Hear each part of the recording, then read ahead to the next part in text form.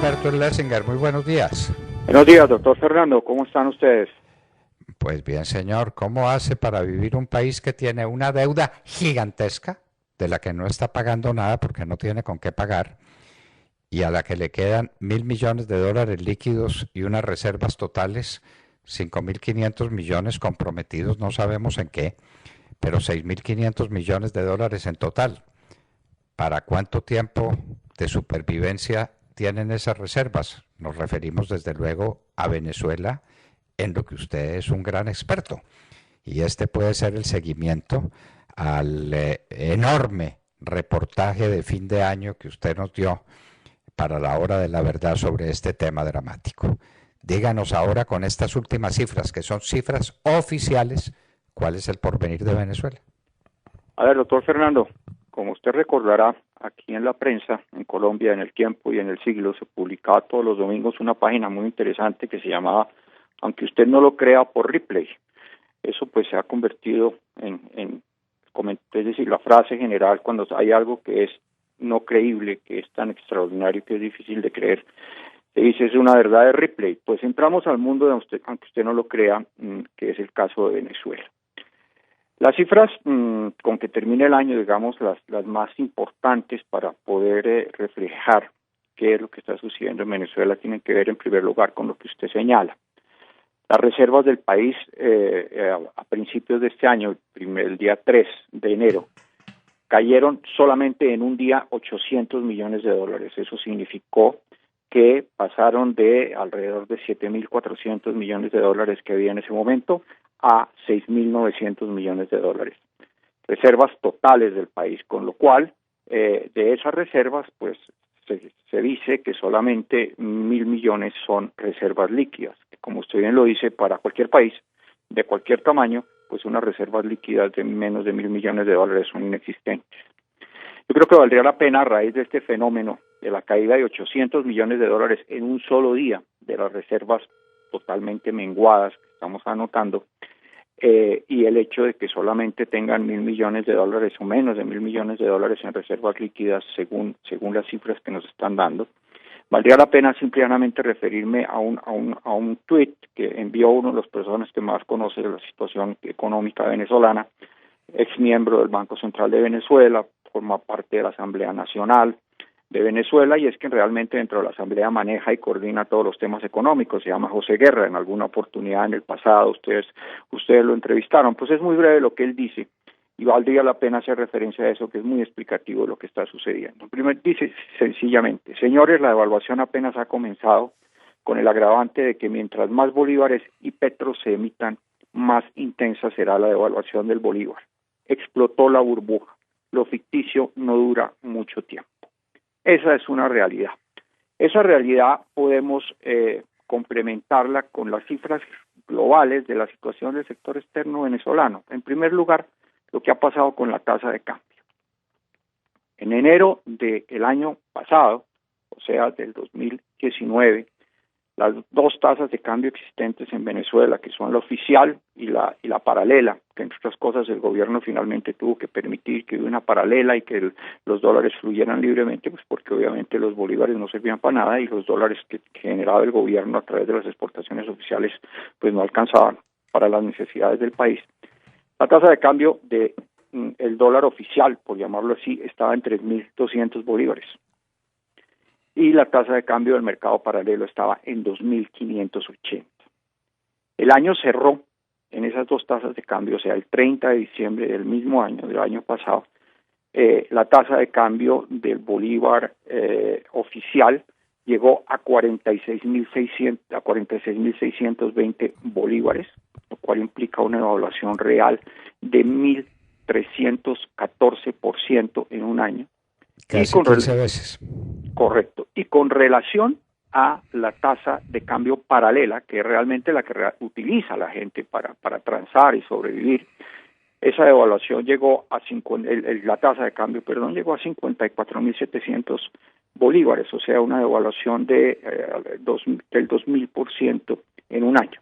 Pero si la trasladamos 3 días adelante, al 3 de enero del 2020, el salto fue, en la tasa oficial subió a 54.000 bolívares, con lo cual en 3-4 días aumentó un 17%, y si la llevamos a la tasa paralela, pues la tasa paralela llegó a 73.000 bolívares, 73.300 bolívares por dólar, lo cual implica una evaluación en ese periodo de enero del año pasado a enero de este año, a los primeros días de enero de este año, del 2.742%. Eso nos demuestra la inestabilidad, la volatilidad y la inexistencia del bolívar como medio de pago. ¿Qué es lo que sucede? Es que el gobierno sigue emitiendo bolívares, y entre más bolívares emite y sigue dando petros a través de esa figura, de esa criptomoneda que ellos crearon. El efecto que vimos nosotros de ese salto monumental en 3 o 4 días se debió fundamentalmente pues a los pagos de las primas de final de año y al famoso medio petro que le dieron a todo el mundo con una observación. Ya hoy en día se calcula que el 40% de la liquidez interna venezolana está representada en petros. Es una moneda como la de, ¿qué diría yo? Como la del monopolio. Pero es una moneda que está y que le entregan a la gente, que la gente la utiliza para hacer transacciones, pero el 40% de la liquidez venezolana ya está en una criptomoneda que obviamente no tiene absolutamente ningún respaldo, como las otras criptomonedas que pueden existir en el mundo. Eso sí. Situación desde el punto de vista de la evaluación nos refleja la situación de los ingresos externos de Venezuela. Hay que aclarar una cosa. Unas cosas son las reservas, que están por debajo de los 1.000 millones, o sea, lo que uno tiene guardado disponible para poderlo utilizar, y otra cosa son los ingresos durante el año en bolívares. Es muy difícil tener cifras en Venezuela, ni el Banco Central no las produce hace mucho tiempo, pero acude uno, por ejemplo, en este caso a los gremios, a Fedecámaras concretamente, que hacía una aclaración, y es que Venezuela había recibido el año pasado en total alrededor de unos 23.000 millones de dólares totales, que es una cifra irrisoria, no solo frente a lo que generaba, sino frente a lo que requiere, de los cuales el sector privado había aportado cerca del 25%, representado en unos 3.000 millones de dólares que había traído como inversión, para ampliar la capacidad productiva o para lo que fuera, pero bajo el rubro de inversión, y otro a través de transferencias que representaron cerca de 3.000 millones de dólares. O sea que un país que le ingresan 23.000 millones de dólares y tiene las necesidades que tiene Venezuela, porque las necesidades no son las necesidades normales de hace 10 años cuando había producción interna. Las necesidades es que Venezuela tiene que importar absolutamente todo. Pues obviamente 23.000 millones de dólares pues no alcanzan absolutamente para nada, y menos las reservas internacionales, que es un reflejo de que no tienen una capacidad suficiente de generación de divisas, menores a 1.000 millones de dólares, pues también es una cifra prácticamente inexistente. Vale la pena aclarar desde el punto de vista de las importaciones de Venezuela. Usted recordará que en una época nos alarmábamos todos diciendo que Venezuela estaba en una situación crítica porque tenía que importar el 70% de los alimentos que necesitaba y solamente producía el 30%. Pues oigan esta cifra que acaba de dar FedeAgro, que es, digamos, el gremio que representa al sector agropecuario. La producción de alimentos en Venezuela interna solamente abastece el 18% de las necesidades de alimentos de Venezuela. Ha progresado mucho, del 30 al 18. Pero no, es que va más allá, doctor Fernando, porque es que no solamente es que el 18% es lo que producen internamente, sino que como los dólares no son los mismos dólares que había en la época en que hacíamos esta observación, porque cuando hacíamos esta observación había dólares más o menos suficientes para poder importar el 70% restante. Hubo una disposición del año pasado en que se liberaron las importaciones de alimentos. Se dijo, bueno, cualquiera puede importar alimentos. Aquí el que tenga dólares puede importar alimentos y tráiganlos. Pues eso solamente suma el 12% de las necesidades internas. Entonces, cuando usted suma el 18% de producción interna más el 12% que están importando, se invirtió la cifra. Solamente están importando el 30% de las necesidades de alimentos en Venezuela. Eso es algo absoluto y totalmente insostenible. Y esa es entre importando y produciendo. Correcto. Antes decíamos se produce internamente el 30% y importan el 70%. Había dólares para importar el 70%. Hoy en día la producción interna bajó del 30 al 18 y el 70% bajó al 12 porque no hay divisas. Entonces estamos hablando de que las necesidades de alimentación de la canasta venezolana y la alimentación del pueblo venezolano solamente se están satisfaciendo en un 30% entre producción interna e importación. Eso es algo realmente insostenible desde el punto de vista del sector externo. Ahora bien, ¿qué está pasando con los grandes generadores de divisas? básicamente el primer tema que tenemos que ver nosotros es el del petróleo. El del petróleo, pues todos conocemos las últimas cifras que se han presentado, y es que la producción venezolana de petróleo en este momento puede estar alrededor de unos 650 mil barriles diarios de petróleo. Hay otras cifras de una entidad internacional que me parecieron altas, una entidad seria que habla de 1 millón de barriles de petróleo, pero en cualquiera de las circunstancias, ¿qué es lo que nosotros estamos viendo? Ese petróleo que Venezuela produce, ¿a dónde va? Ya no va a los Estados Unidos, pues obviamente no puede ir por las limitaciones y las decisiones que ha tomado Estados Unidos con respecto a Venezuela. Básicamente el 30%, digamos un poquito más del 30%, el 33% está yendo a Rusia. ¿Y cómo va Rusia? Pues va Rusia fundamentalmente para pagar deuda y para pagar inversiones que los rusos han hecho, o sea que eso no es que genere directamente divisas en la totalidad de lo que se exporta a Rusia. En segundo lugar, el otro país que está recibiendo petróleo en un 11% aproximadamente es la China, que eso sí totalmente va al pago de la deuda, teniendo en cuenta que China no les está prestando más dinero, ni Rusia tampoco les está prestando más dinero, pues ellos están utilizando ese porcentaje de su producción menguada en pagar a esos dos países. Y finalmente está Cuba, que todavía existe, todavía está dentro del panorama. A Cuba se calcula que le están dedicando aproximadamente un 7% de la producción de petróleo, que ese es un petróleo regalado a Cuba. Que si son 100.000 barriles, si es 1 millón de barriles diarios lo que están produciendo, pues estamos hablando de alrededor de unos 70.000 barriles, y si son 600.000, pues estamos hablando de unos 400.000 barriles diarios que le están llegando a Cuba. La India también es un país que sí está pagando el petróleo que está comprando y ocupa hoy en día el segundo lugar entre los mercados de petróleo del mundo, de Venezuela. Pero a lo que nosotros hemos llegado es que a Venezuela, obviamente un país que llegó a producir más de 3 millones de barriles, obviamente si hoy está en día produciendo 600.000, tomemos esa cifra, pues obviamente la producción venezolana desapareció. Pero hay otro indicador que es muchísimo más grave, que es lo que está pasando con la capacidad, no de producción de petróleo, sino de refinación de petróleo y de producción de gasolina para el consumo interno. Resulta que desde el mes de noviembre PDVSA no está produciendo una sola gota de gasolina y se calcula que la gasolina reactive su producción de gasolina en el mes de febrero. ¿De qué estamos hablando? Venezuela necesita hoy, entre otras cosas, vale la pena también destacarlo, con un parque automotor reducido. Venezuela entre el 2012 y este año, su parque automotor cayó en un 30%, más de un 30%, un 31, 32%.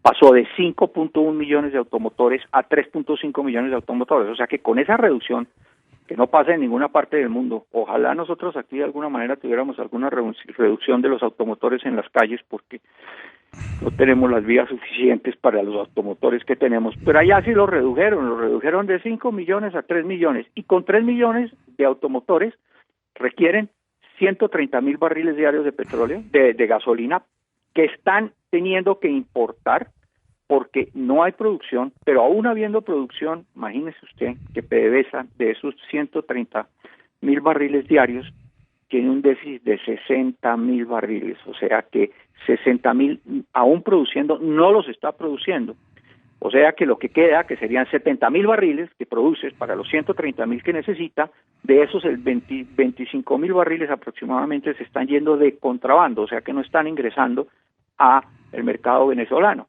con lo cual estamos nosotros hablando de que el déficit en producción de gasolina que afecta todo el movimiento del parque automotor venezolano es una realidad. Mire, le voy a dar un ejemplo real información que me acaba de llegar. Dos estados, los estados de Aragua y Portuguesa, es como si estuviéramos nosotros hablando de los departamentos de Caldas y de Tolima, por ponerlo un ejemplo. El 70% de las estaciones de gasolina en este momento están cerradas. ¿Por qué? Porque no hay gasolina.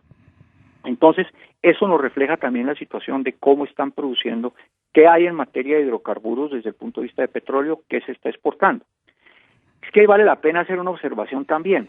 Resulta que Chávez se inventó una mentira que les ha servido mucho, y es que Venezuela tiene las reservas de petróleo más grandes del mundo. Eso no es cierto. Hoy en día, las reservas que tiene Venezuela de petróleo, por encima del 90-95% son de crudo extra pesado. Ese crudo tiene unos costos de explotación y un mercado muy reducido. Entonces una cosa es decir uno que tiene petróleo crudo, extrapesado en las profundidades de la tierra, esperando a que lo saquen, y otra cosa es decir que tiene unas reservas que sean comerciales. Hoy en día, y con el crecimiento de la oferta petrolera en el mundo, empezando por el fenómeno de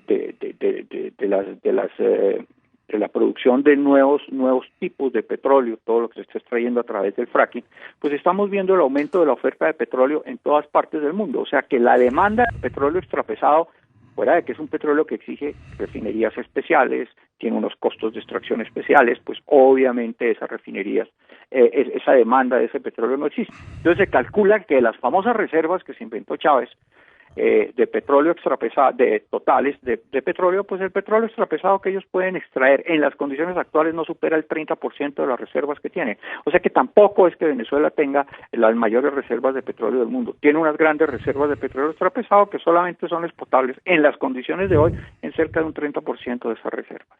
Entonces, desde el punto de vista de su poderío y de su apalancamiento en materia de generación de petróleo, pues tampoco es una realidad lo que ellos tienen. Y esa realidad también la vemos nosotros reflejada en qué, la vemos reflejada en cuáles son los costos que tiene Venezuela para explotar su petróleo, o sea, la canasta petrolera, los extrapesados, los pesados y lo poco que le queda de petróleo liviano.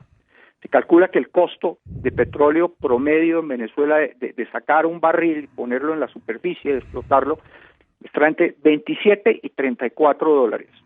Acordémonos que el precio promedio del año pasado de Venezuela, ya precio final, lo que le pagan a Venezuela por ese barril que le cuesta entre 27 y 34 dólares producirlo, pues está alrededor de los 58 dólares. Pero eso si nosotros lo comparamos, por ejemplo, con las lutitas, o sea, el petróleo que está produciendo los Estados Unidos a partir del fracking, y a partir de la fracturación hidráulica de la roca, ese es en este momento, y con los avances que se ha tenido en tecnología y los volúmenes que han crecido sustancialmente. Estados Unidos va a cerrar el año pasado, o sea, el año 2019, con una producción de con seguridad de 13 millones de barriles de petróleo diarios, convirtiéndose en el primer productor de petróleo en el mundo. Y si nosotros comparamos las que se llaman las cuencas de lutitas, donde están todas estas posibilidades de fracking para petróleo y gas, que son aproximadamente 7 en los Estados Unidos, de esas 7, 4 cuencas son superiores a la famosa faja del Orinoco en capacidad y en reservas. Entonces, de eso es de lo que estamos hablando. Con fracking en los Estados Unidos pueden explotar 7 grandes cuencas, de las cuales 4 son superiores a la famosa franja del Orinoco. Entonces, eso nos demuestra la realidad que Venezuela tiene, no solo en cuanto a la capacidad de producción, que es mínima hoy en día, y todos los problemas de refinación, sino en cuanto a las verdaderas reservas que ellos tienen. Otro ejemplo, para ver de qué estamos hablando, Arabia Saudita, el costo hoy en día de explotación de un barril en Arabia Saudita, claro que por volumen y por tecnología, y porque son pozos desarrollados hace tiempo, pues está entre 1.80 y 2 dólares el costo de producción de barril, frente a lo que le cuesta a Venezuela entre 27 y 34 dólares, o lo que le cuesta a Estados Unidos entre 20 y 25 dólares, que sería lo que hoy en día está más o menos el promedio de la producción de petróleo. Entonces, si vemos desde el punto de vista de petróleo, la base generadora de divisas está prácticamente destruida. Y si nos vamos a otro sector del cual nunca se habla, pero que vale la pena llamar la atención, se acordará que Venezuela, una de las grandes fortalezas que tenía era la producción de acero, de hierro y acero. Tenían unas de las reservas de mejor tenor en el mundo. El famoso Cerro Bolívar tenía unas características de tenor de hierro altísimas, las más altas de las más altas del mundo, lo cual lo hacía un yacimiento supremamente importante y supremamente rentable. Pues Sidor, que era una de las principales empresas productoras de hierro y acero en el mundo, que fue nacionalizada por el señor Chávez en el 2008, el año pasado, el 2019, por primera vez no produjo una sola gota de acero líquido. O sea que desapareció la producción de acero en Sidor gracias al manejo y a la nacionalización que se dio en Venezuela. Entonces, esa otra gran fuente de recursos, sumado a la industria de la producción del aluminio que prácticamente está destruida, que eran las 3 grandes bases generadoras de divisas para Venezuela, han desaparecido. Entonces, cuando vemos nosotros las cifras, ¿cuál ha sido la devaluación? De que la moneda local ha desaparecido, de que lo que hoy en día está realmente la base, digamos, la moneda a través de la cual se están haciendo las transacciones en Venezuela es el dólar fundamentalmente, pues, y vemos que las reservas internacionales caen por debajo de $1.000 millones y que la devaluación de la moneda tiene esas cifras superiores al 2.700% en un año, pues ese es el reflejo de cuál es lo que está pasando con el sector externo venezolano y demuestra qué es lo que puede suceder el año entrante, que lo único que queda es que se agrave. El todo año entrante no, este año. Perdón, discúlpeme, si yo todavía estoy en el año pasado, me paso a este año. Este año. Entonces, ¿qué es lo que está sucediendo? Que todo eso, si nosotros lo reflejamos, todo lo que es el sector externo, la generación de divisas, la producción de petróleo, la producción de hierro y acero, la situación de la producción general, la no producción de alimentos, nosotros vamos y miramos y decimos, bueno, entonces, ¿qué pasa globalmente con la economía? Su Producto Interno Bruto, que es como se mide el crecimiento y el comportamiento de la economía. Pues mire estas cifras, entre el 2013 y el 2018, o sea, prácticamente desde que llegó el señor Maduro al poder, el Producto Interno Bruto cayó un 55%. Solamente en el 2018 cayó un 18% negativo. De forma consistente ha venido cayendo durante todos estos años. Y se espera que con la caída, todavía no han salido las cifras, con la caída del año 2019 del Producto Interno Bruto, la caída total de la economía venezolana en ese periodo del 2013 al 2020 pueda ser cercana al 65%. O sea que la economía venezolana, lo que genera la economía venezolana en su conjunto, en estos años, la presencia del señor Maduro, aunque eso no excluye responsabilidad del señor Chávez, pues podemos decir que solo queda el 35% de lo que había en el 2013. O sea que es una economía que está muriendo y está tendiendo a desaparecer. Por eso, volviendo a la pregunta inicial de cómo puede vivir un país con $1.000 millones, pues es un país que se está agonizando. Y los países agonizan de una forma un poco más lenta que lo que agonizan las personas o aún de lo que agonizan las empresas, pero que está agonizando y eso va a llegar a un punto en el cual si uno no tiene sino el 30% de oferta de alimentos, tanto importados como producidos para satisfacer las necesidades de la población, pues como dicen, apague y vámonos, porque no hay forma de corregir esa situación. Es tan fácil como decir que la gente se está muriendo literalmente de hambre.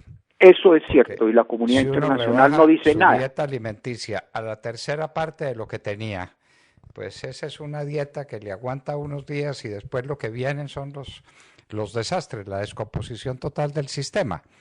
Y habrá algunos en Venezuela que tienen recursos en dólares, que tienen parientes que les están mandando dólares, que están copando gran parte de ese 30%, y habrá una parte de la población venezolana que literalmente, no por retórica, no por aproximación, se está muriendo de hambre. Y el narcotráfico, ¿no? Bueno, y el narcotráfico, que esa es una cifra que no está reflejada en los 2.300, en los $23.000 millones oficiales que se habían generado, del cual había participado el sector privado en un 25%. No, eso es al margen, eso está al lado y eso es parte de lo que sostiene el funcionamiento y la capacidad de compra de muchas de las personas que de alguna manera se benefician de esos dólares, empezando por el gobierno y por los gerifaltes del gobierno, ¿no? Doctor Alberto Schlesinger, decano de la Escuela de Economía de la Universidad Sergio Arboleda, muchas gracias. Nos ha orientado usted mucho sobre esta tragedia. Eso no tiene otro nombre, la tragedia venezolana. Muchísimas gracias, doctor Schlesinger. Con el mayor gusto, doctor Fernando.